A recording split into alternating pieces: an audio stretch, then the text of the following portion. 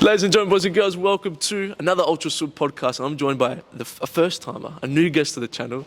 I'm here with Nate. Nate, welcome. Thanks for having me. I'm very excited. First of the office staff. That's it. The first from upstairs. Now, P-Mac might have a couple of words to say about that. A couple of them might be controversial, but Nate, I wanted you on from the very beginning. So I appreciate it. Welcome. Last week we're going to have you on, but then we called in Terence. Terence is used to coming off, as a late sort of substitute. Terence. So. Yeah, not for the first time. That's for sure. He's a bit like Jeevan. He's used to sort of a blanket on the bench, but as Terence would say, Jeevan's looking fresh too. He's got plenty of sharp cut on him too. Sharp. Jeevan with a fresh fade. Jeevan's dangerous. Very sharp. Mitch and Kyle in the crowd as well. Hey, lads. Did you guys dress together today? Same outfit.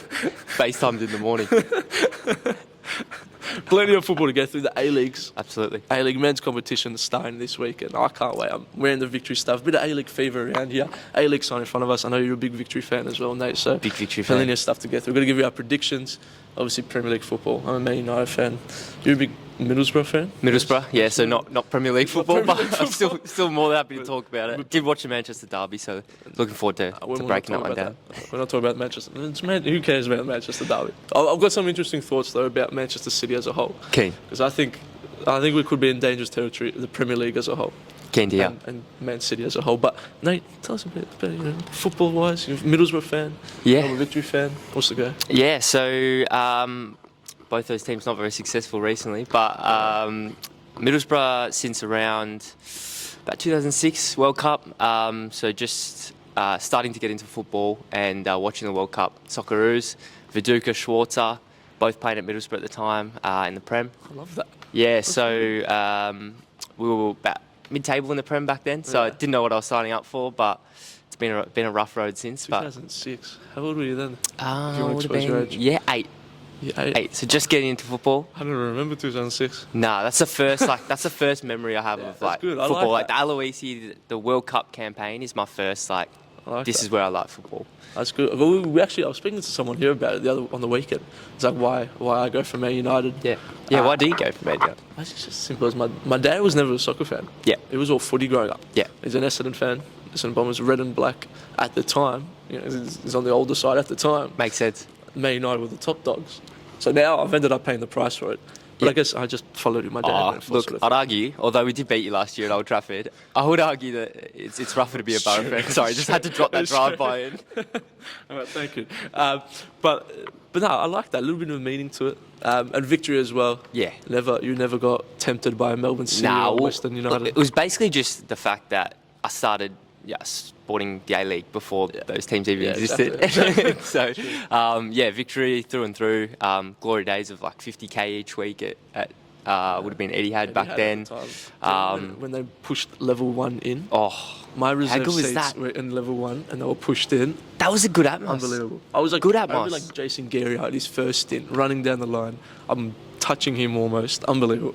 That was my favourite. That's when Tim Cahill scored that half volley. Remember we lost 4-1. That was. Thoughts on football games at AFL stadiums, MCG and Etihad? So I went to the Man United Palace game, the Victory one. It's just terrible. I think for that though, you're not going for the football. You're going for just a spectacle. Just to see, just to see the players, I guess, in the flesh. Yeah. Be around other United fans. But I hated it. That's why I hated Etihad Marvel now. Yeah. It was only good when they pushed those. I remember I'd rock up with my dad and damn. Seats not pushed in. Yeah. And it's terrible because now buzzkill. I love it. Amy Park's the best football stadium. Yeah. I know there's a new comeback one in Sydney which looks alright. Yeah, we'll have to get there. We'll have to get there and watch a game. Well, some of us were saying Adelaide might go Adelaide away. Adelaide away. I think Ultra Victory boys and girls. Let's do it. Let's get it done. I like that. We can film something too. The vlogs are coming back. If you're on 1-0, cheeky plug. If you're on 1-0, you can catch the vlogs. The vlogs. They're a cheat code, the vlogs, Nate, I'll tell you. But Champions League as well. So we're going to touch on Premier League, A-League a little bit after because we're going to get top 4 predictions. Who's going to finish bottom? We've got a little A-League fantasy code as well. So you can all tune in with us. I know we're all going to be in it, so you can verse us against. And every week on the Ultra Sud podcast, we might get into it a little bit too. I'll be an easy beat, so... Well, Nate saw my team, and I was a bit concerned for my team, but... Quality. It's all right. Actually quality. It's all right. I'll take it. Charlie Austin, hope to see you do a celebration sometime soon as well. Champions League though, we had the Champions League on the other night. Just before we get in, can I just address something? I thought there's no better time to do this than on the pod. Yep. You should be scared. No, the rumours are that you now can't go out in public without girls coming up to you going, "Are you the 1-0 guy?" Is that true? Where's he pulled this from? This is no word of a lie. Tell me about that. Who told you this? This is what I've heard. You told me getting heckled from the crowd. Nate, you've made me go red. I expected from Terence. I wasn't expecting this from you. Look, you stumped me. Did someone tell you something? Nah, this is what I've heard. Because it's happened once. It has happened, hasn't it? Yeah. So you didn't know. It's big. It's big. Look, sometimes... My sources are good. Sometimes it had to be Terence. Sometimes, Nate, they love someone. I'm going to shut up. I'm going to shut up. Look, I'd rather get, whether it's for 1-0 or for the Ultra Sud podcast. It's big. My ugly big mug's out now. there. My ugly mug's out there quite often. So if you are, you've got a missus, don't you? So don't worry about Nate. If you are, hello and welcome. You can catch me here pretty much every day. Bachelor. I'm never here. We might do that, the football bachelor on the pitch. Oh, not bad. You just don't show Lucas Liucci because he's the most handsome guy here at Ultra Football. But the Champions League, sorry, Nate, Champions League. Before I bypass you little cheeky. Sorry, my dad watches this, Nate. Sorry, Dad. Man City. Yeah. Easy win for them. 5-0. They went through. Man United in the Europa League today. We were losing in Cyprus. Yeah. We were Rashford. losing. Rashford and Martial. I know you're a FIFA player. I was 3-1 down the other day playing FIFA. Subbed on Rashford and Martial. 90th minute. Come back. I won 4-3. Rashford and Martial. Just quietly, FIFA 23, comebacks. You're never out of it. It's big. The momentum. Momentum's huge. It's Momentum's big. huge. We're going to try to set up a little FIFA tourney. I'm trying to get Javen to actually do something as a manager and try to set something up. But sorry, Javen. But FIFA's good. Terence had some controversial views about FIFA. Just quietly, I think that was a him problem because probably the best FIFA I've played in the last decade. You like unreal. I like it. There's a little bit of scripting and. So you're a fan of lengthy? Yeah, like lengthy. I'm playing 5 at the back. Like I'm all in. 5 at the back, lengthy. I'm all in, and I'm loving it. Nate sent his team into the group chat the other day. He goes, "Who should I get a right back?" And everyone's going, you need a less than one for Kem. Get Kyle Walker. I'm the only one that's called you out for playing 5 back. 5-1-2-2. Big up. Nate just parks the bus from get-go. He thinks he's Jose Mourinho playing FIFA 23, right?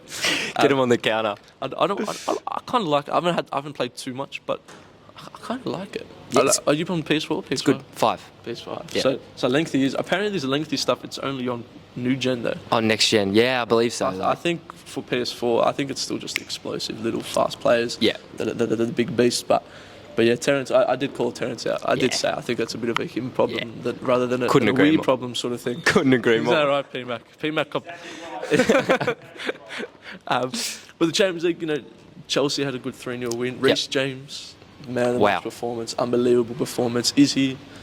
There's that Reece James, Trent AlexanderArnold. Where do you sit on that? Because Trent is kind of, he scored on the weekend for Liverpool, but is copping a lot of flack, whereas Reece James is putting in performances like this. Where do you sit on that sort of debate? It's a tricky one. I'm definitely not in the camp that Trent is terrible or anything like that. Trent is a very good player. Defensively, obviously, he gets caught out sometimes, but I think that's a lot to do with the system that he plays. Yeah. I think Klopp's not asking him to sit back and defend.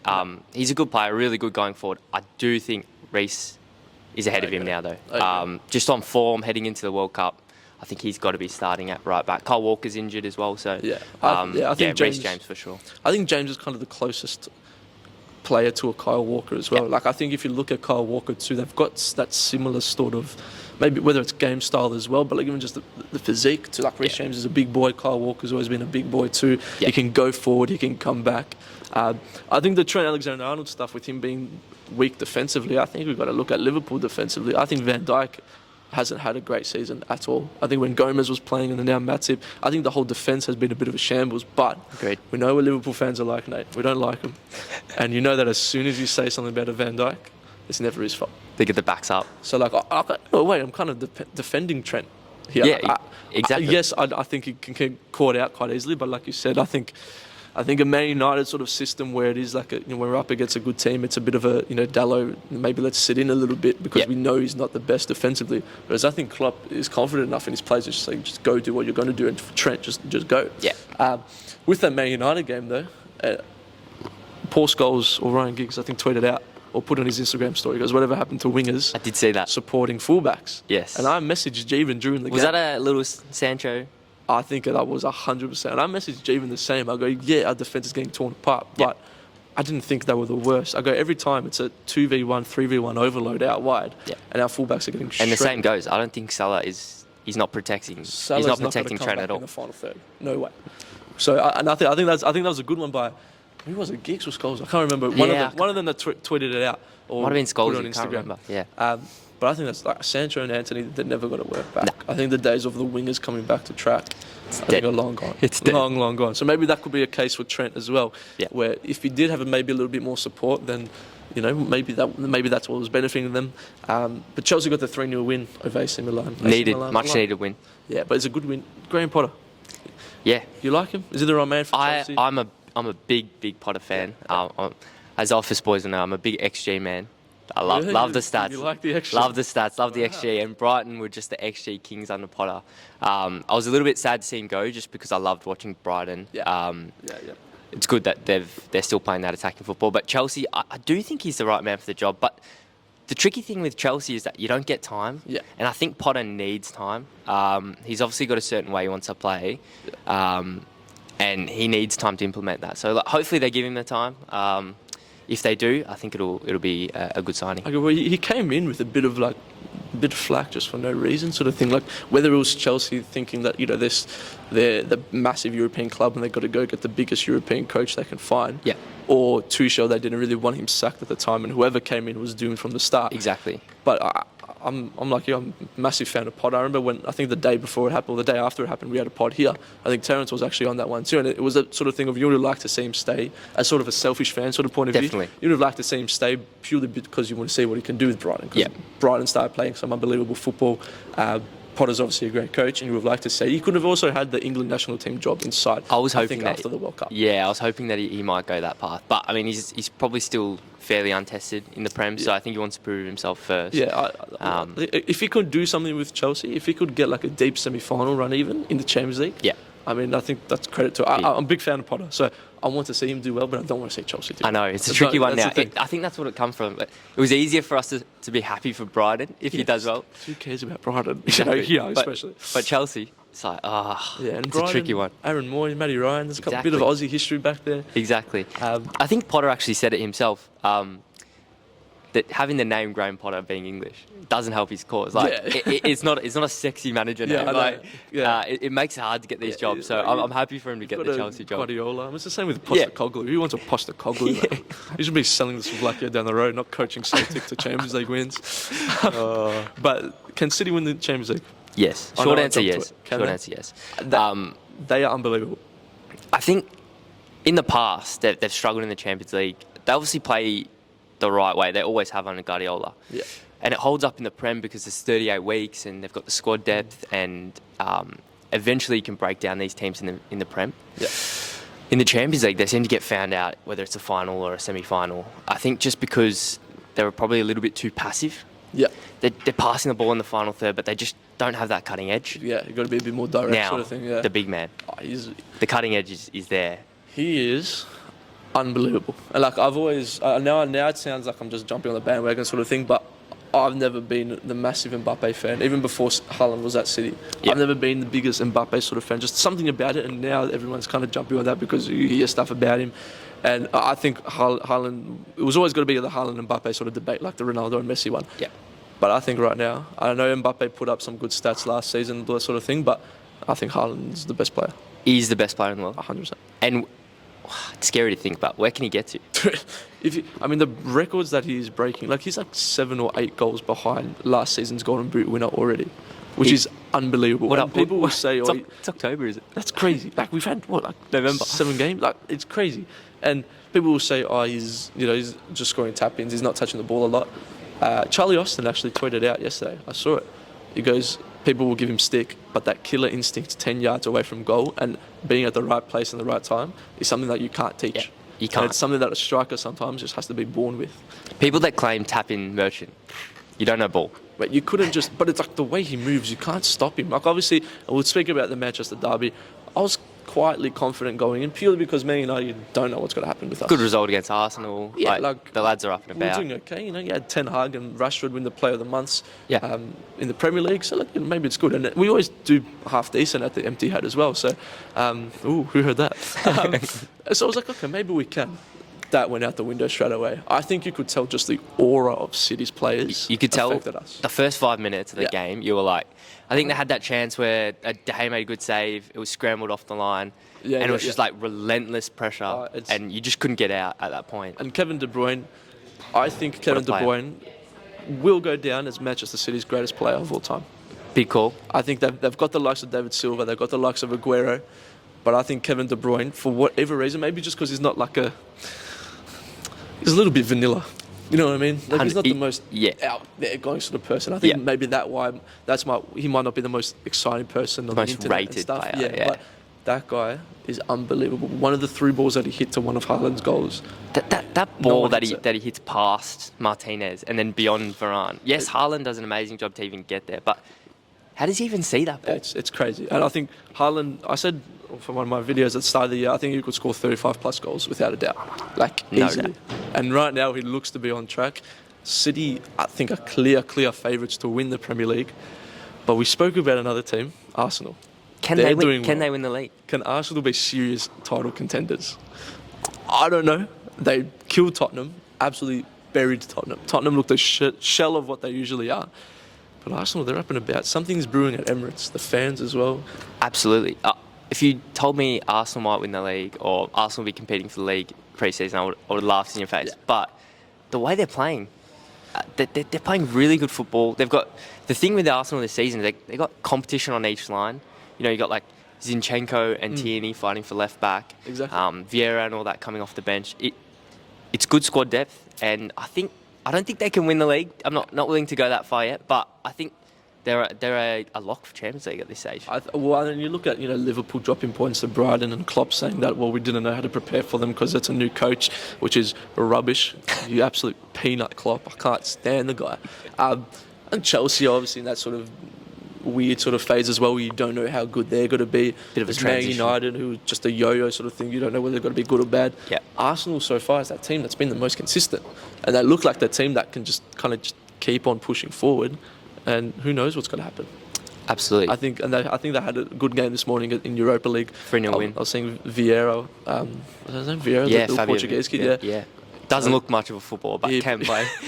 He put on an absolute show. Got similar size arms to me, that bloke, but he can play. He looks like a little kid, but like that's a player that hasn't even had a sniff yet in the Premier League for them. And if he's putting in good performances, they just haven't had that in the past. Yeah, 100%. And the competition, like you mentioned, of Zinchenko and Tierney fighting for the left back spot, something that I've been critical about with Man United. It's, if Rashford's not performing well, he'd look at who's coming to replace him. It's like, there's just no one there. He's not going to take my spot, is he? Yeah. So sometimes the players might not admit it, but comfortability is a huge thing, I think. So there might be that sort of case as well. But now Arsenal, they know. Did you watch the documentary, All or Nothing? I haven't watched it yet. I watched the past ones, Tottenham and Man City, but I haven't got to the Arsenal one yet. I've heard it's very good. Knowing what you're like, you must love those documentaries. Yeah, love that. In that sort of sense. And thoughts on Arteta after? I've heard fairly good things about him. They clearly made him seem like an absolute god, if you know what I mean. I think the editing... You can get those 50-50 fans right on him. He can thank the editor a little bit, but at the same time, he was... Because I coach myself, I've got a passion for coaching too, and seeing just how he speaks and the passion and what he's sort of like, and I guess his man managing sort of thing. Yeah. You got to give credit's due. Like he seems like he's doing really well. I think what you said, that to get those 50-50 fans, after they watch it, they go, okay, yeah, this guy bleeds. And it's true. His passion is huge. Yeah. He learnt off Guardiola at Man City. His passion is big, and just the couple memes from his speeches that I've seen them popping up. And he does love a little inspirational speech at the start, which is funny. The light bulb or whatever. Yeah. he does love one of those ones, but it was good. I enjoyed it. It was good stuff. We've got Gabinho in the back, Mickey Nguyen. He's trouble. Here's Mickey. Why? Oh yeah, we actually did hear that Matt's not happy that I haven't invited him on the podcast yet. So this could be the last podcast you're seeing. Could be the last one. Given the option of getting him on, or well, I know if I ask him, he's not gonna. He's busy. He's a busy man. He's a hard man to catch. He's a busy man, Matty boy. So he might be on here taking business calls. You never know. But what were we talking about? It's too distracting on the pitch. We were talking about Arteta and Arsenal. Yeah, I think Arsenal could 100% lock the top 3 spot. But at the same time, and it's good on the weekend here at Ultra Football, you get to speak to customers, you get a couple of customers come in, and I had an Arsenal hater. You could just tell he liked everyone but Arsenal. He goes, yeah, but Arsenal always do this and they always fall. They're a bit of a bottle job. Tottenham gets the bottle job sort of stick.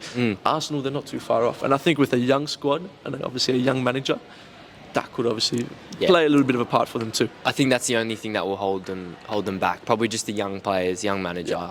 They might get fatigued come sort of that Christmas period, but all credit to them. They've started really well. Well, they got a big game this weekend. And we'll preview just the biggest one for tonight, and then we get into some A-League stuff as well. Liverpool, Arsenal versus Liverpool. It is a huge game. It's one of those where I don't really know who I want to win. It's a tricky one Because Arsenal fans, once they get up and about, they're annoying. It's which one's more bearable? Yeah, no, that's the the Arsenal thing. or the Liverpool fan? I think if Arsenal beat a team like Liverpool, they're just good. Lid's off. Yeah. The lid is off. The lid is off 100%. They're going to be the first team to win the Premier League in November. Yeah, that's it. But Liverpool, on the other hand, I think if they come out and just wash Arsenal, or silence the haters a little bit, silence those critics that are a little bit 50-50 on them, saying maybe Liverpool's time is finished, I think a good solid performance against them will be huge. But if Arsenal, on the other hand, come out and beat Liverpool, it's just huge. Where are Liverpool at if they lose to Arsenal? I think confidence is a huge thing. I'm a big thing of confidence in players and confidence in teams. And I think when a team has got full confidence, no matter who's playing in the team, you're going to put in a good shift. And Arsenal have got that at the moment. Arsenal, they are buzzing. In abundance. Are absolutely buzzing. So what are your predictions for this one? Look, it's a tricky one. As you say, Arsenal up and about. Confidence in abundance, just flying. And then you got Liverpool on the other side of the spectrum. They're just bereft of confidence at the moment. But bereft, what a word. You don't get that when Terence is on. So I don't even know what it means. He got me there. But it's a tricky. I can see it going two ways. Maybe Arsenal come out and put 2 or 3 past them, and then all of a sudden it's doomsday at Liverpool. But Klopp, there's so many, great managers, so many good players there. I can see them turning around. I'm going to say it's going to be an entertaining game. It is going to be Arsenal 2, Liverpool 3. I like it. Goals. I agree.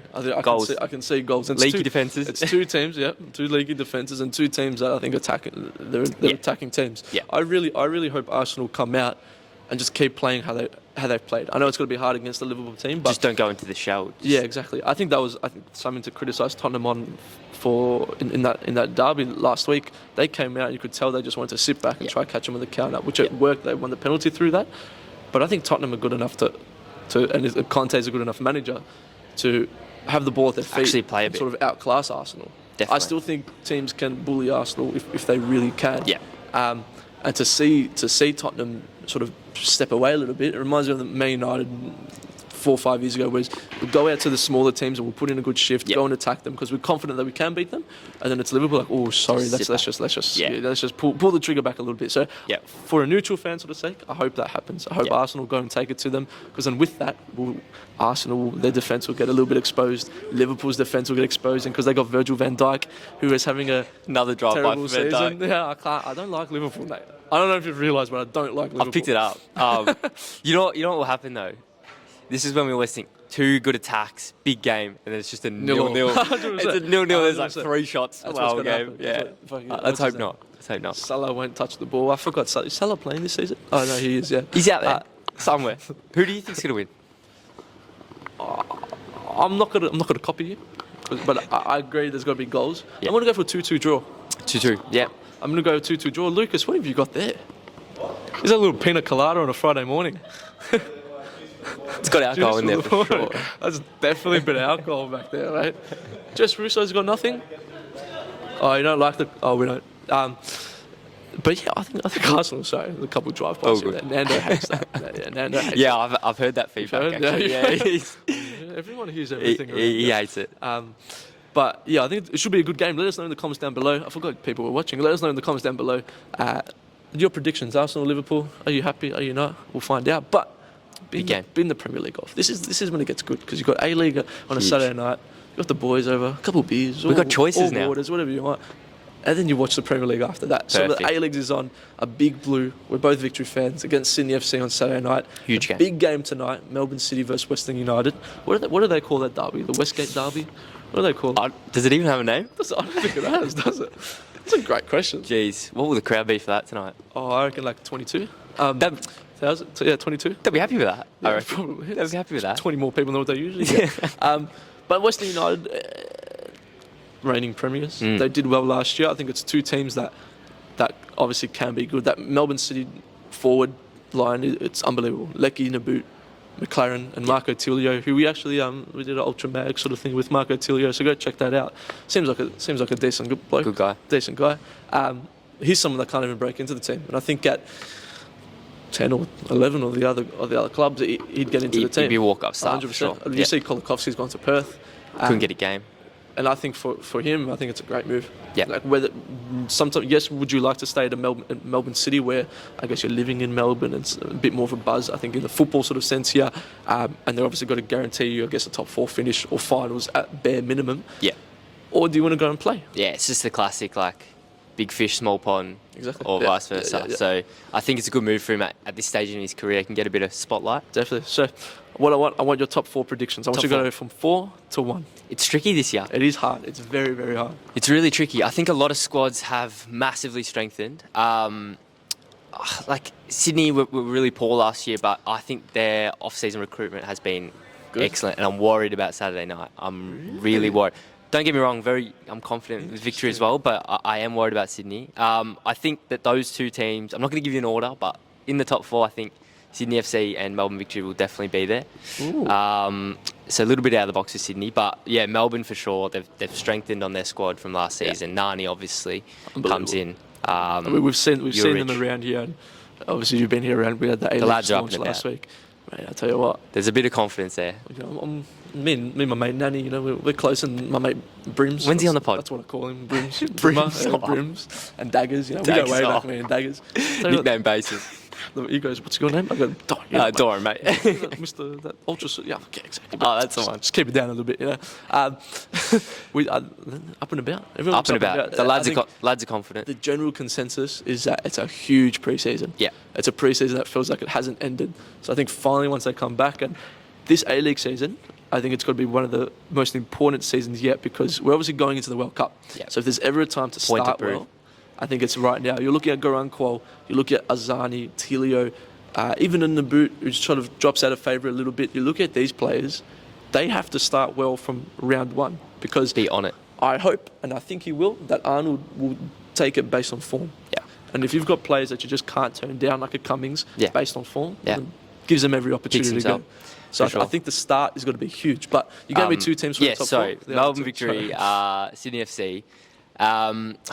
It's hard to go past City. Obviously, they're just always there. I mean, their pre-season has been a little bit disappointing, but you can't read too much into pre-season. They've got the quality, as you mentioned, up top. I think they'll be there as well. That other spot is an interesting one. There's a few sort of putting their hands up. The Mariners are thereabouts. Mariners, MacArthur obviously had the Australia Cup strong, success, and yeah, it's Have you really mentioned difficult. Western United? Yeah, I haven't mentioned Western as well. They haven't really lost anyone. Yeah. They They managed to also keep haven't Prio, added. but they haven't added. And look, they do have an aging squad.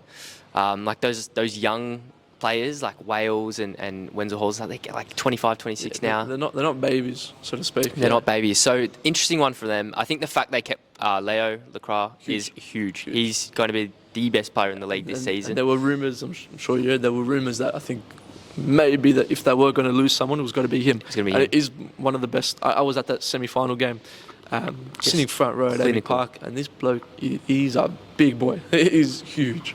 Big boy and good on the ball. Like, Yeah. just commanding. Even that cup match as well. I think he stepped out of defence, set up their second goal maybe. It reminds me of a Del Pierre Yeah, at Victory. exactly Del right. Pierre, I think, and I'm saying like the best player that I've seen with my eyes. I think Del Pierre is one of the best football players I've seen. It's one of the. It's got to the Live. point now with him, and that's how I felt with Del Pierre as well. It's like you are levels. That same thing as I thought with Del Pierre with Lacroix. It's you are now levels above. Yeah, 100%. He's such a good player. So tricky for that 4th spot. I'm going to go out on a limb. I'm going to say the Mariners.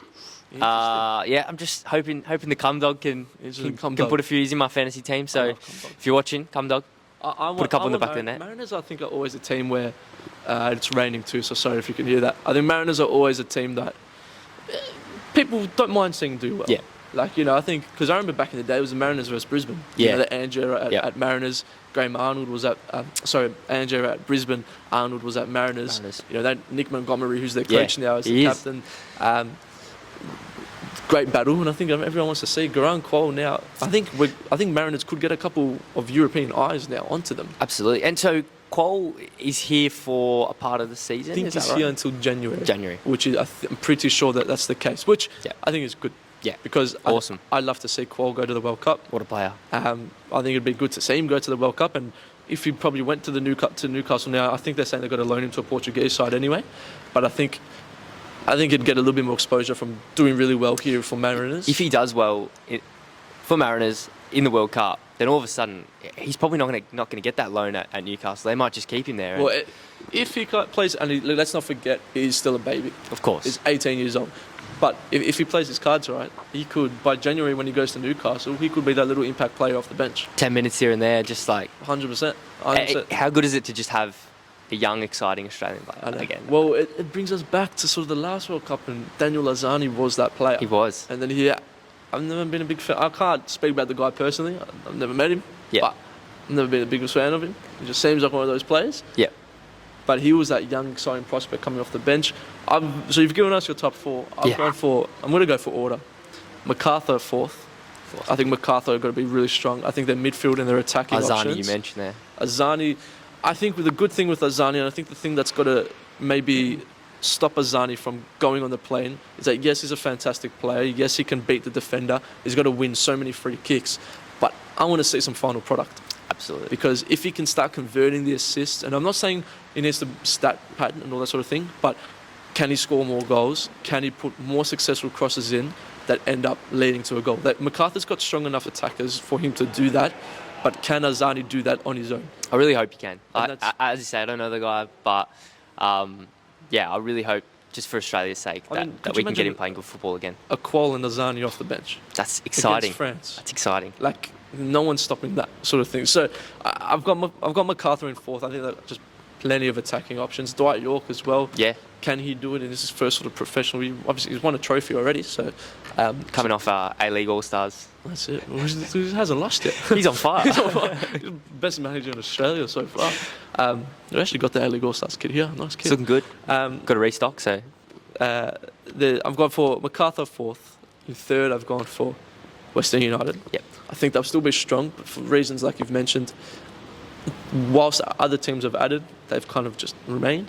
And it's also so hard for teams to go back to back. Yeah. And you see that. And I don't even think they were favourites to win it last year. I think people still had City as sort of clear favourites, and every victory we had started well and finished well too, except for that last game obviously against Western United. So I think maybe Western United finishing third. Just on Western quickly, one of the lads there mentioned to me that he's never played a part of as tight-knit dressing room. Really? He reckons from top to bottom, like youth to the senior players, that they're just a really tight-knit dressing room. And that's huge. Yeah, so that helps. That goes a long way. That's. I mean, we've got a couple of boys here that are playing for Western United at the NPL level, and a couple of them, Noah and stuff, that made a senior debut during the Australia Cup and stuff. Noah's in A-League Fantasy. Is he really? Yeah, Might have to slide him in on the bench. Yeah, it's a cheap option too, so it's good for the bench. And top? Who you got? I'm honestly not being biased. And that rain is getting louder. I'm not being biased. I think Melbourne Victory will win it. I think the weakest part maybe might be centre-back, but at the same time, I think Miranda's a great player. Unbelievable. Sporanovic is great. Can he stay fit? Timotheu, who is got the cover now with Timotheu. I think Timotheu should be decent. He's a big boy as well. When he came in on Saturday, big boy. I'm looking at him. I'm like, hey bro, how's it going? Like, he's huge. He's a big boy. Paul Izzo, let's not forget, when he left Adelaide United, he was the best goalkeeper in the A-League. Great signing. I think underrated signing. And it's one of Popovic's boys as well. Yeah, exactly. And Popovic has got some of those boys too, and he loves them. I think Izzo is fantastic. I'm a big fan of Josh Brillante, one of the players that when he was at Sydney and City, one of those players that I always enjoyed watching. Yeah. And now that he's at Victory, over the moon Just with. so reliable. So reliable. 100%. Rojas is a big loss, Big out. but at the same time, Davidson's a huge loss as well. But there's obviously Cadete, the Spanish guy. Yeah. He seems like he could be decent. Jason Gary, keeping him. Brimmer, the reigning Johnny Warren medalist. Brimmer. Why is he not playing for the Socceroos? I was about to say, he's just got to be on the plane for me. At this point now, it looks like it's not going to happen, obviously. But I just don't understand that. Is that Arnold with his sort of Sydney FC, Sydney hat on? The Brimmer one, and it's not like we've got an abundance. There's Tommy Roderick. I think, and I like Tommy Roderick. I think the Tommy Roderick Socceroos era is finished. I think, he's obviously. I think apparently he's got to come back for the Socceroos now for the World Cup. If I'm him, I'm putting Brimmer in. Brimmer's played consistent football. He's putting in good performances. Yeah. Fantastic on set pieces, which could be, Socceroos. We're not going to go out and outclass France, Denmark, and Tunisia. Of course not. You'd expect on the pitch. So the set pieces sometimes are going to be our best opportunity. I think even for the New Zealand games, I think Brimmer's extremely hard done by not to get a call up. Absolutely, just give him a run in the New Zealand game. But when you play these teams, and obviously we're going to be under the cosh in the World Cup. When you play these teams, you're going to get 30% possession or whatever. Exactly. You need players that can keep the ball. Definitely. Brimmer is one of them. 100%. He's so good at keeping the ball. Moy's another. So if you had Moy, Irvine, Brimmer in that midfield, we can keep the ball there a little bit. Take some pressure off the defence. But hit a pass if you want to play that through to a Qual or a Dazani. And you might just grab a goal here and there. Get me and Nate on the plane. That's what I say. Honestly. But I think Victory, and then the obvious one of them all, Luis Nani. I mean, from what we've seen in pre-season, numbers, just flat numbers, goals, assists. What can he get this season? I think if he can stay fit, and let's assume he's got to play every game. Yeah. I think he puts up 11 goals. You'd be happy with that. 8 assists. And just the build-up play is going to be. And I think I'm downplaying it a little bit. Yeah. I think because if he can get going, because I think he's someone that's got to rotate through the left wing and the 10 spot. Yeah. I think when we need him on the ball, I mean, who else are you going to put? I mean, obviously there's Brimmer, which we know is good, but if there's a time in attack, I wouldn't be surprised if that midfield turns to a Brillante, Nani and Brimmer sort of middle three. Will it be a 4-3-3? Yeah, I think so. And who's the best three up top for Victory?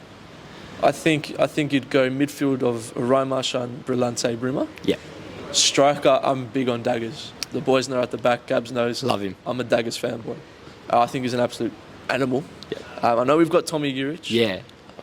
I think he's good. I think Juric is good. I wouldn't start him personally. Yeah. I know he's also one of Popovic's little boys too. Loves him. I think Daggers deserves to start. So I'd go Daggers up front, Nani on the left, and Nani on the right, and Falami on each side. Economides, unfortunately, I think he misses out. I think I mentioned it a couple of weeks ago. Him coming from Perth, he was one of the best players in the league, and I'm not too sure where it sort of went wrong last year. Whether it was just injuries, I'm not sure. He had a couple calf niggles here and there, ankle niggles. Whether it was one of those where he just couldn't get his feet flowing, couldn't find momentum. Yeah. Or just Falami was doing really well. I think Falami was one of the most improved players in the league last year.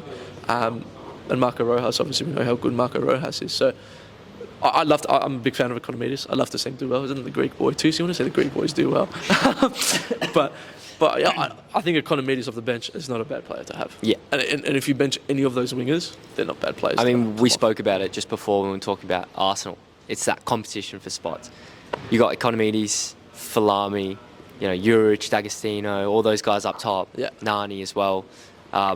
They're all fighting for that 3 spots up front. So you're going to see good output, and I'm looking forward to it. Definitely, it should be good. So I've got Victory to win it. Obviously, a big blue on Saturday. So you 2 Victory fans have put Victory on top. Nothing sus to see. Yeah. But I think, like you said, I think the top 4. I think top 6 is extremely hard to pick. Very competitive. Even who's got to finish rock bottom. I've actually put Perth Glory rock bottom. I think probably Perth. Yeah. The only 2 maybe Perth and Brisbane that are putting their hand up. I think Brisbane, but you just compare that. Brisbane have got a Charlie Austin, exactly. Jay O'Shea as well. Yeah, who's great. They've got enough to get them out. Whereas you look at Perth and they've got, Kolakowski is good. Is he enough to sort of keep him from that bottom position? Mustafa Amini, who is a Socceroos player. He's a decent signing. Mustafa Amini is a great player. Just got announced captain as well. Ruben Zadkovic, I don't know how he is as a manager. I did just see Brad Jones out for the season as well. Really? So, again, That's a huge one too. So I think Perth might struggle just a little bit. But before we wrap it up, I want player of the season. Hold on, whoa, my mind's just gone there. Player of the season. I don't know what happened there. As soon as the big bosses walked past, you go, got nervous. Pull the plug.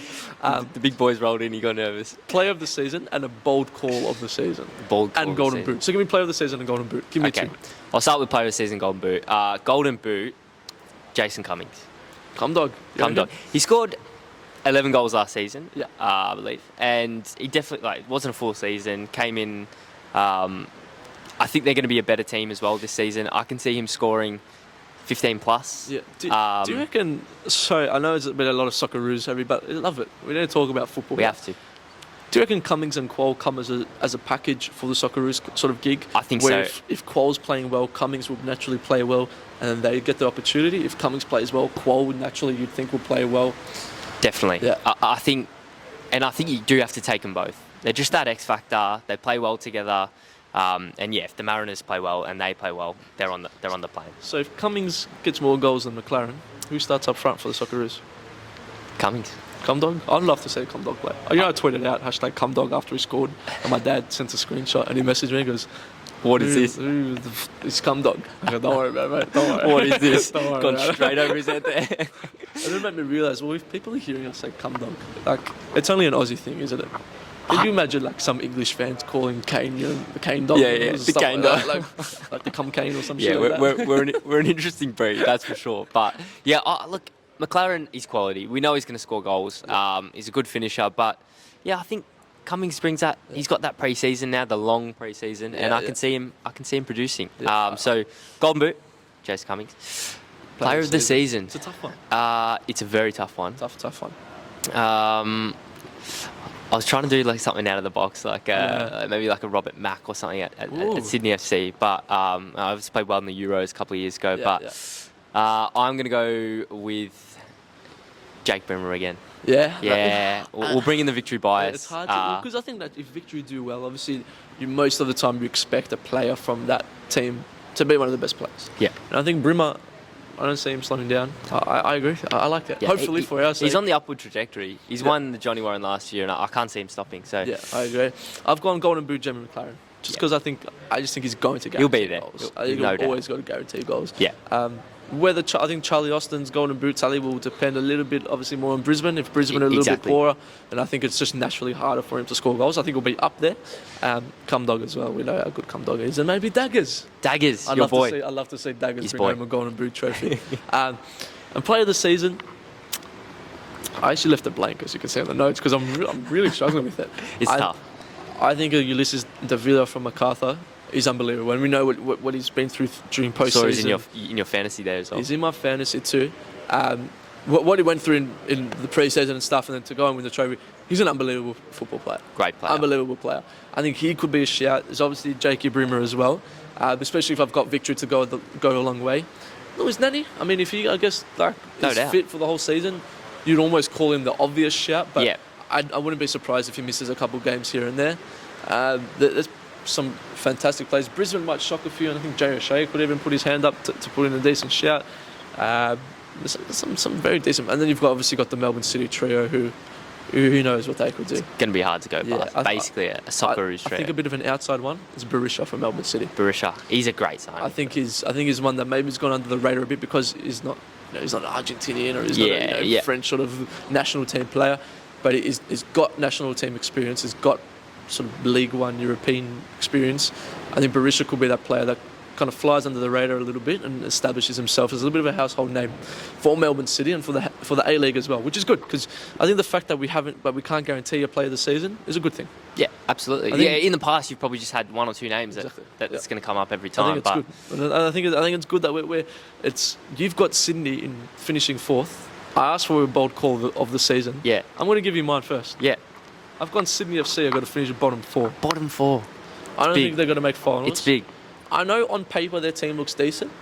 I think the defence, it's old. Their defence is a little bit slow. That is where they may struggle. I think Wilkinson is not getting any younger. Yeah. And I just think he's got to lose his legs a little bit. Jack Rodwell probably will end up playing in centre back. Yeah. He was here the other day. He's a big boy Big too. boy. But I think it's not obviously his natural position. I know he can play there, but there's also that can he stay fit? He's someone that we know is accustomed to a couple of injuries here and there. Not getting any younger. There's Lafondra up front who's good, but again, not getting any younger. On. They've got a couple good young players. Like there's a Burgess in there and stuff like that. Like Mac, you mentioned before.